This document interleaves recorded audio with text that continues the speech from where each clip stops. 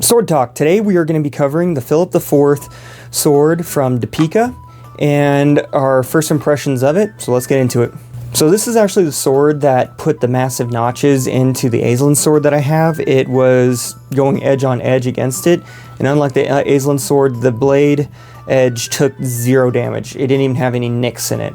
This one is a spring steel sword instead of a wear shim, so it's a lot more willing to take impact versus a wear shim that is designed for being wore over. Therefore, the wear shim is usually made a lot more brittle, and the spring steel is not quite as brittle and more forgiving. This one came with a sheath. Not all swords, when you buy them that are decent quality, come with a sheath, and if they do, usually the sheath is pretty ugly and cheap. These days it's getting a lot easier to find budget swords that come with a pretty nice sheath that matches the sword beautifully. There's also 2 hanger points on it, so where you can attach a belt to. This allows you to be able to more comfortably hang it at an angle and adjust depending on the style of belt you went with. This one I went for a 3-point attachment so that I can more easily hang it at an angle and adjust it if I'm sitting down.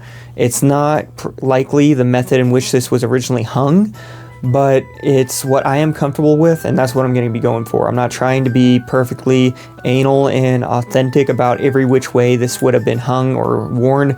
I don't have any of that knowledge, so I'm not even going to deal with it. I'm going to go with what I do know for one method that I know works.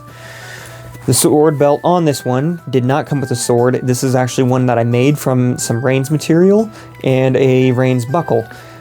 The belt is a 1/2 inch wide saddle string, I believe is what they call it, and the buckle is just made for attaching equipment to a horse saddle. It works perfect for what I need, serves a function, and it keeps the belt nice and tight. This sheath comes with a butt plate on the tip of the sheath so that it does not drag on the ground and wear through all the leather. The sheath itself, the reason why I keep calling it a sheath is it does not have a wooden core. It's actually a very thick piece of leather hide that's been molded and hardened so that the sword doesn't cut through it over time like it would if it was a softer sheath. The inside of the sheath has a foam pad that's been glued inside to keep the sword from wanting to fall out easily. There is some lack of resistance, mainly because if you thrust it down hard enough, it's going to want to slide out. The brass plate around the top provides a very nice anchor point that fits perfectly around the sheath and has been glued in as well, so that it's less likely to slip off, although the tapering on the brass plate and the sheath help keep the weight of the sword in place to where it's less likely to want to slip out. Both the butt plate and the belt plate for attaching your belt to are made of solid brass, as well as the pommel and the guard, adding a very beautiful, just beautiful texture between the red and the gold brass color. This sword really feels like it was made for someone with smaller hands than me. The handle does not feel quite as comfortable as the Aislinn sword's handle did.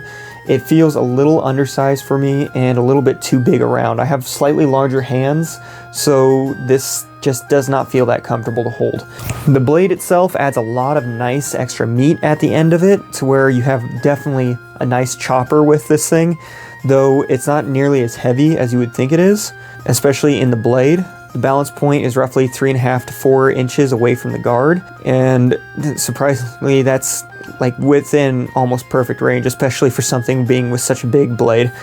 The fuller being ground out takes a lot of that excess weight that it might have away so that it doesn't feel nearly as heavy as it would should it be just a solid piece. Inside there is actually Latin inscription, and what that says when I translated it is, "Of these there is no greater virtue." The inscription on the blade is actually acid etched into the blade. It's not painted on, it's not printed on, it's actually cut into the blade. I can feel the impression of each letter and the flowers at the end, which just give this blade even more points for pure aesthetic, not to mention just the message on it. For length, it's actually a very nice arming sword length.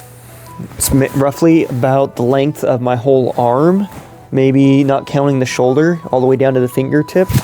And what that does is it adds a very nice length extension to your arm without adding too much weight. The thickness of the blade also provides that just extra little bit of weight you might have if it was something like a falchion.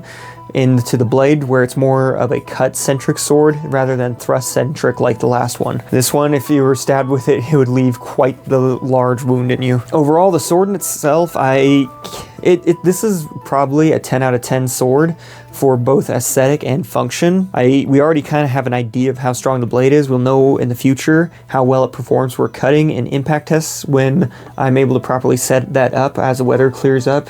Right now it's fluctuating between rainy and snowy, so it's not something I want to deal with trying to constantly do maintenance on the blades because it's always wet out. When it dries up a little, all these swords that I'm reviewing will have their actual functions test done, but this one probably already has a little bit of a lead after knowing what it did to the Aislinn sword. I believe I can find it on Cult of Athena, and I think Amazon, the Deepeeka Amazon store has it on there as well for about $210, $220.